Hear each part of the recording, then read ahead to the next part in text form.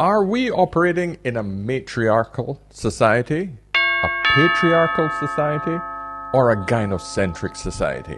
This is the big discussion today, and the reason why I was prompted to do this was I saw this particular piece on mainstream TV, and it's a Disney executive, and she said this. Now I want you to imagine if a man said this on television. Extreme backlash after it decided to hand over its $66 billion franchise, Star Wars, to this radical feminist who will become the new director of their new movie. Listen up. Also the first woman and the first person of color to direct a Star Wars film. It's set to be released in 2026. Here's Sharmeen Obaid-Chinoy. You know, I'm very thrilled about the project because I think what we are about to create is something very special. And we're in 2024 now. And I think it's about time that we had a woman come forward to shape the story in a galaxy far, far away. Trying to permeate that patriarchy, that power structure. And is that a part of the calculation of your art as well? And what's been the reaction to that? Oh, absolutely. I like to make men uncomfortable. I enjoy making men uncomfortable. Not you, just not you. Point taken, point taken. You know, it is important to be able to look into the eyes of a man and say, I am here, and recognize that. And recognize that I am working to bring something that makes you uncomfortable, and it should make you uncomfortable because you need to change your attitude. And it's only when you're uncomfortable, when you're shifty, when you have to have difficult conversations that you will perhaps look at yourself in the mirror and not like the reflection. And then say, maybe there is something wrong with the way I think, or maybe there is something. Is facing extreme backlash after it decided to hand over its $66 billion. There is something wrong with men. This is an Indian woman, just so that you guys understand that. This is an Indian woman. Point is, she works for Disney and they're producing a new movie. The title says, here's why Disney's losing millions. According to the next Star Wars movie director, the movie objective is to make men uncomfortable. Why does the West have to ruin everything? And this sort of prompted me to bring up the subject again. Because for some reason, women still think that we are operating in a patriarchy, in that they have no control and men have to change. We are the ones that have a problem with us. We have to look in the mirror and look at our reflection and realize that there's something wrong with us men. We must be acting more like women. Just imagine if we went on television, any man went on television and said, I want to make women uncomfortable. I love making women uncomfortable. Because they should look in the mirror and realize that there's something wrong with them. Imagine. We are operating in a gynocentric society. And I did this in a previous video, and I'm trying to reiterate it so that you guys can understand it to the fullest. A gynocentric society basically means that it is run by men but controlled by women. And the reason for that is men allow themselves to be controlled because women have all the buying power. Women get to have their say because large corporations who controls the media, they're the ones that are giving the message. Because if anything is said against women and women revolt and say, oh, we're not buying shit. We're not buying from your store. We're not buying from your brand. Those brands lose money. And those cowards out there, those marketing cowards out there, they will push women's lies. That's what they do. They will push women's lies. They will sell themselves out. In one company that is very famous for that, and that's Disney. Now, you think I'm going to go watch this new Star Wars movie? Hell no. I never watched the Barbie movie. I'm not watching the Star Wars movie. Why should I contribute to this crap? Anytime you start making movies where women are kicking men's ass, right? It is not believable. I can't digest it. I don't care how beautiful and cute she is and how many tight cat suits or body tight suits you can put them in and put on these nice big, whatever cape you want to put on or whatever it is, it's just not working. It don't work for me because my brain cannot identify the fact that this 130-pound woman Because if you ever realize that all the women who are hitting men with massive amounts of power are literally like 130 pounds, they're not even your average big-ass woman off the street these days. Most women these days are 175 to 180 pounds. But you don't see them on the silver screen kicking men's ass who are bigger or the same size as them. You see a 135 pounds, 144 pounds woman on screen because they're the ones that look good. But that woman with her little spindly arms punching a big bad guy, knocking him out with one punch or one kick, it's not possible. It's not believable. You can't sell me that lie. Yeah, you can give her a superpower, i.e. Captain Marvel, but don't tell me Scarlett Johansson as the Black Widow, who don't have any superpower, she's just a great agent, can jump up, flip a man around his neck, big burly man, and flip him over and drop on his back and he's knocked out.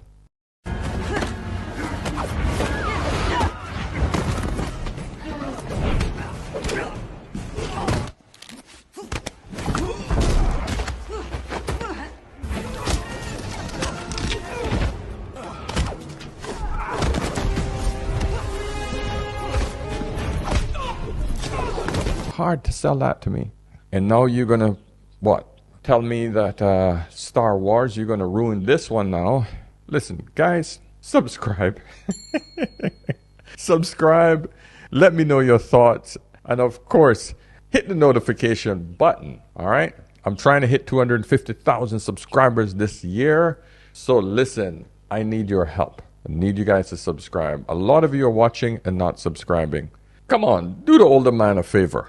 It costs you nothing. It takes nothing from you. Just subscribe, hit the notification bell. All right? It means everything to me.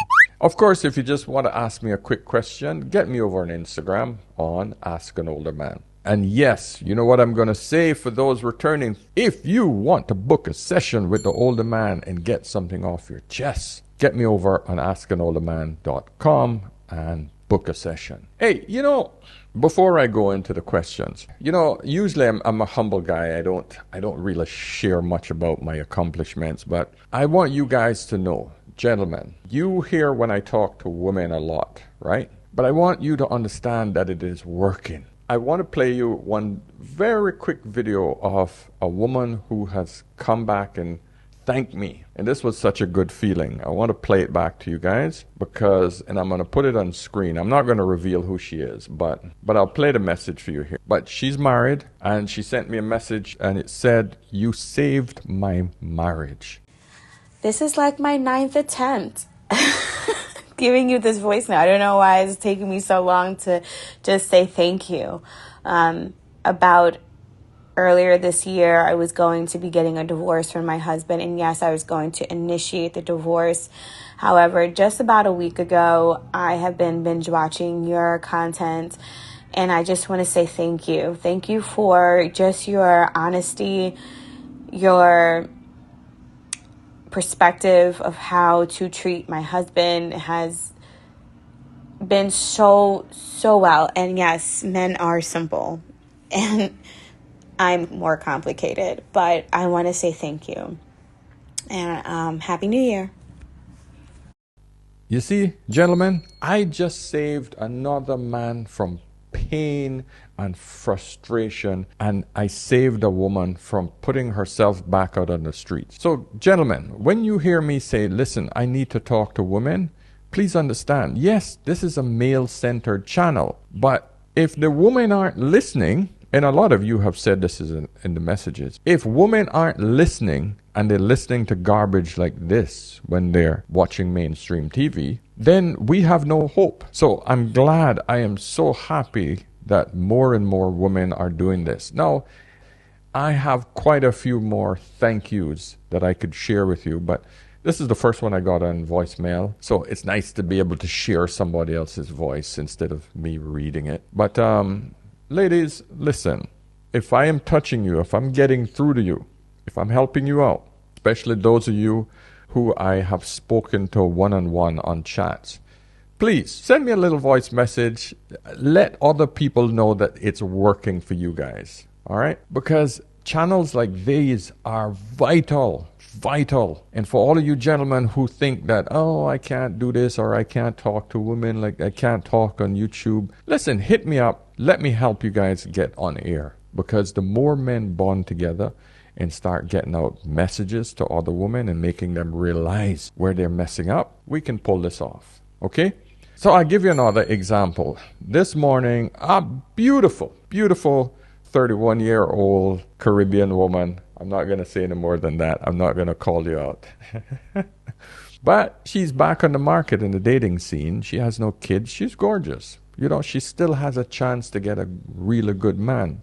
But one of the things that goes wrong with a lot of beautiful black women is that they don't understand men. Because most beautiful women never had to understand men. They've always just sort of wait for men to come to them.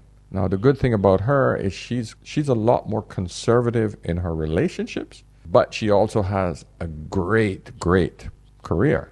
So she was leading with this idea that she would tell men, hey, I'm a modern woman, but I have traditional values. So I explained to her, I said, listen, doesn't matter. Do not lead with, I am a modern woman. Because the first thing men are going to do is shut down. Modern woman to most men means, I'm a feminist. She says, no, I'm not a feminist. I said, but men don't know that when you first talk to them. From the time you use the word modern woman, it technically means that you don't need me. You're strong and independent. I'm just here to see what else you can offer me. So she said, oh, thank you so much, because I have not been having a lot of success with men. And she's now seen this one guy, and because the man did not respond in kind, this is a second lesson I'm giving you ladies, to one of her endearing messages, he didn't respond with a nice message in response. She immediately deleted his number. And I just said, why would you do that? He's a good man. She explained all of these great qualities that he had prior and all of these awesome things he did for her. Everything was perfect. She was going to mess it up because of one small line of text, because he didn't respond to the same energy that she sent her message to him like. I said, stop the childishness. Put his number back in your phone. Give the man a chance. Just respond. Thank you so much. Look forward to seeing you. Finish. Lo and behold, the man responded shortly after we had our conversation this morning with, hey, so great to hear from you. Give me a call if you have time. Boom. Now she's happy again. Now she understands that the man wasn't blowing her off. It's just that men respond different to messages than women. And so that brings me to this one lesson. If you are really focusing on getting a relationship started, or even in a relationship, please stop sending text messages. It is the most inefficient way to communicate. You notice that I always ask you guys to send voice messages, because that is the most natural way to communicate with another human being. Because humans, we listen to voice patterns, inflections. We understand sarcasm. It is very difficult for us to type in a sarcastic manner. It's very difficult to do sarcasm plus humor, especially when you're just getting to know someone. Everything can be misinterpreted. But if you hear the sarcasm in a person's voice and you can hear the joy, like you're listening to my voice right now, you can hear like I'm laughing as I'm talking to you, you wouldn't be able to put that in a text message, would you? So that's why it's important to be effective at communicating your feelings. All right, guys, so try that. Stop the bloody texting. It is a relationship killer, and it's one of the hardest way to get a relationship started. Too much interpretation. Because when you type, regardless of what you say, the person on the other side has to interpret the message with the feel of the message. Stupid. And most of the time, it's misinterpreted. Unless you're a professional author, you can't pull that shit off. You got to be great at writing for that. So let's get back to the Disney issue. Let's get back to this woman who says that she likes to make men feel uncomfortable. Because this irks me. Let's listen to what people had to say in the chat, okay? Rich G444 says, let's make men uncomfortable. Men, don't see the movie. Disney, why won't people see our shitty film? Crying. That's exactly what's going to happen. Men are going to boycott it. Why would you go to a movie to feel uncomfortable? Please tell me, which man in his right mind want to go see a Star Wars movie to make himself feel uncomfortable? We go for the great action, the fantasy, to see amazing special effects. We go to see some real action. Yes, always has a great storyline. But a film to make me feel uncomfortable? Hell no. I can go out to a bar and sit down and try to say hi to a woman, make me feel uncomfortable. And it's not cost me a price of a ticket to the movies and popcorn. Why would I do that? Oh, man. I just don't. When these people screw up, they screw up big time, man. All right. And the next one. This guy said, remember when you people made movies to entertain? Pepperidge Farms, remember?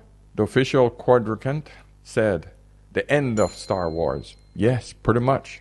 They're going to kill this one. They've already killed Marvel with all the outrageous, female-centric She-Hulk and all this other crap that they've bought in. It's unreal, man. Anthony Masso says, say that in India, where you're really from, and they would slap the piss out of you. Laugh out loud. Not really. Nowadays in India, the feminist movement has spread the virus over there as well, especially in the cities and amongst Bollywood. Oh, it is ripe. I know this because I used to work with Bollywood. So I can tell you, man, India, especially in the big cities, it's ripe. In Bollywood is ruining our minds. Look at what kind of dress they are wearing. If a girl wears this kind of dress and goes out, obviously the boys would get distracted, right? That was a joke. But this video is not about this kind of jokes. It's about a serious issue that Bollywood is silently doing and is being normalized in the society in the name of feminism. And if you also feel the same, please share it with others and make sure to spread the word. Whether we like it or not, cinema plays a significant role in our lives. We are highly being influenced by cinema. We as a society evolved in so many ways because of cinema. Cinema has normalized a lot of things which were once considered a taboo. But the same cinema is now normalizing things which shouldn't be normalized in any society. Lipstick Under My Bagga is one of the popular Bollywood feminist film which talks about the life of 4 women. In that movie, there's an old woman who pretends to be a young girl on the phone and honey traps a young man. They do all kind of things like sex chatting and all. But when they met in real, the guy got disgusted seeing an old woman and shouted at her for cheating him. It was all fine until they portrayed that old woman as the victim of this incident. There's nothing wrong in being sexually active at an old age even with a young man. But what about consent? How can we justify honey trapping? Let's imagine reversing the gender. A 60-year-old man pretends to be a young man and honey traps a 25-year-old woman. When she comes to know about it, she gets mad and feels really disgusted about it. Now who's the victim here? The young woman or the old man? Obviously the young woman, right? Because she was the one who got cheated. Then how come this 60-year-old woman becomes a victim in this movie and lectures about sexual freedom? Rural areas, not a problem. India is huge and there are billions of people, of course. There are still a lot of traditional people there. But you go into the cities, oh man, it's nasty with feminism. Ravi Khurana versus the state is a classic example of a woman using as a weapon the very law that was made to protect her. Men's rights activists from across the country have been asking for a change in dowry, domestic violence and rape-related laws because they are prone to misuse by women. And it's not just them. We all know people who believe that women frequently misuse dowry and rape-related laws because it's a convenient way to extract what they want from the accused and their family. Even the Supreme Court reflected this desire to protect men from women's accusations, calling them trivial and irresponsibly filed in the heat of the moment. This anxiety was shared by over 40% of the Lok Sabha, with many politicians believing that amendments to the existing laws need to be made so that innocent men are not dragged into jail based on false accusations. And I know this because a lot of the modern females, the Indian women, they come over here and they're just as bad as Western women. R.I.P. Rest in peace, Disney. So, and this just goes on and on and on and on of people just saying, what the hell is this? So I'll cut that short there just because I don't want to bore you guys into all of the same messages. Back to the idea of this woman really, really thinks that she's saying something powerful. And the reason she can go out on national television, on daytime TV, mainstream media, whatever you want to call it, and say such a stupid thing is because we live in a gynocentric society. We live in a society which caters to women's bullshit. Simple. And it's never the good part of women that are pushed in the forefront. This is the problem. It's women saying stuff like this that's really upsetting men. Because I will support anything that says, hey, you know what? Equality. Give me the same opportunity as a man. I'll be happy to do it. And I will say, you go, girl. You do it. But don't tell me you want to make me uncomfortable. Don't tell me you want advantages over me. Don't tell me you want affirmative action because you're a woman. Don't tell me that. No. I got to provide for my family just like you want to buy the next bag. Because I know that you're not making money to provide for your family. You're making money so you don't need a man. I'm making money so I can provide for my family. That's what men do. If you are willing to say, hey, you know what, I'm prepared to pay for my family, provide for my man, etc., you want equality? Yeah, that's totally up to you. But don't tell me you want superiority. That shit I won't support. And I want you guys to watch this video because in it you can understand how this guy breaks down why it is impossible for women alone to maintain a matriarch because they don't have the physical capability of maintaining it. I'm going to make him explain it because I think he'll do a better job than I. Yeah, so women can't make decisions about their own rights because they can't enforce their own rights. So since they have no enforcement mechanism other than men, all their rights come from men, so they can't actually be equal. There's always going to be a differential, and that's a necessary biological truth. It's not saying that women can't be equal in the eyes of men as far as, you can't murder them, abuse them, things like this within the commons that you would do with men. But there can't actually be egalitarianism. It's not even possible because women have no enforcement mechanism. So since there's no enforcement mechanism, there's just it's a laughably absurd idea. Women have no enforcement mechanism because women's rights are legally created by men. Is that what you mean? What do you mean? Well, no, they're enforced by men. So in other words, if men collectively tomorrow say you have no rights, you don't have any anymore, and there's nothing you can do about it. There's nothing any woman anywhere can do about it.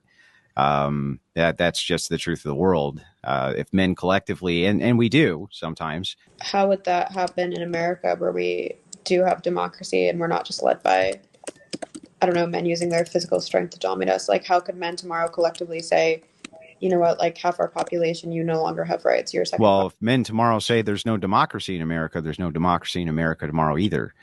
So essentially, men are the holders of what society is going to look like, what the economic status is going to be, what everything is going to be, because they're the enforcement mechanism. Okay, so if that's true, if men are the enforcement mechanism, why does that then mean that women's equality is a bad idea? Well, I didn't say it was a bad idea. I mean, it is, but what my position is that it's laughable that egalitarianism is even possible because women have no way to enforce their rights. They have to use men to enforce their rights. So since they have to use men to enforce their rights, they don't really have any rights because all their rights come from men. No, listen, man. I don't want you guys to get on my case. Oh, you don't think men and women are equal. Men and women are different. We play different parts in our society. We play different parts in our biology. The reason why we're constantly having this debate is because women are constantly pushing for more and more and more and more. And in all societies, and they're pushing the whole agenda where women don't just want to be equal, they want superiority. And that's why men are pushing back. Women are thinking it's now our turn. You guys have been superior and there's been a patriarchy for the beginning of time. Now it's our turn because we're now in a modern society where we have computers and we have machines that could do all the hard work that we couldn't do in the past. We can now do it. We got weapons, we got guns where we just got to pull the trigger. We don't have to use big swords and knives and fight hand-to-hand combat. We got buttons that we can press that will blow up your nation instead of we sending our women out to kill themselves in battle. So we can get into the weeds about all of this crap. But in the end, strip the technology, we're back to basics. Put a man up against a woman, definitely a man would come out on top. Simply because of his strength, physical strength. Because that's all that matters in the end. It all comes down to enforcement. And that's Andrew's argument. That gentleman named Andrew. He has a great podcast, by the way. I'll put the link to it. But his point is simply this. The illusion of power by women, and I say illusion because the only way a woman can have power is if it is given to her by a man and enforced by a man. Understand that word, enforced by a man. And this is a prime example. I saw a video this morning with a judge in court who denied a man probational rights. And he leapt over her bench and literally attacked her before any other man could get to him.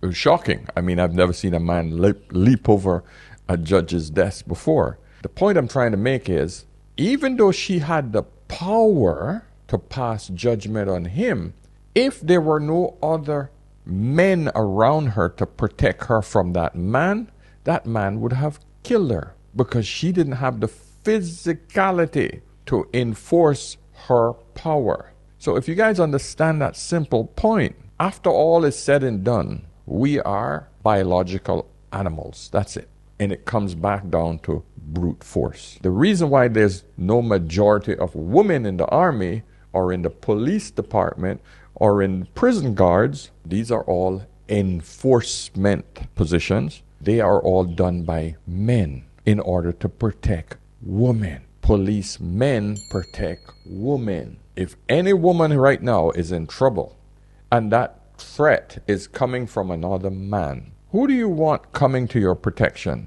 A big man or a big woman? Yeah, exactly. You want a strong-ass, muscular man coming to help you. You don't want a woman coming.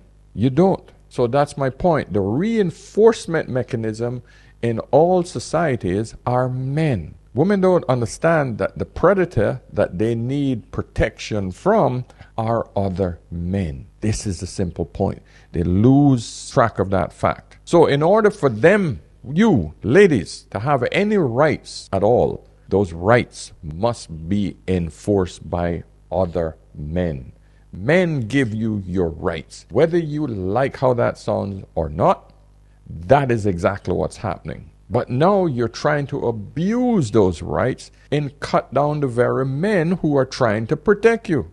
So what's going to happen? The pendulum is going to swing the other way. Soon you will abuse it to the point now where a lot of those so-called soft rights, men are going to start saying, listen, man, you're abusing this. You're seeing it in a lot of ways right now. You're seeing it with men going their own way, ignoring you, saying, I'm not interested in getting married. I'm just going to work on myself. You're seeing it in passport bros, men basically saying, I can't deal with these Western women.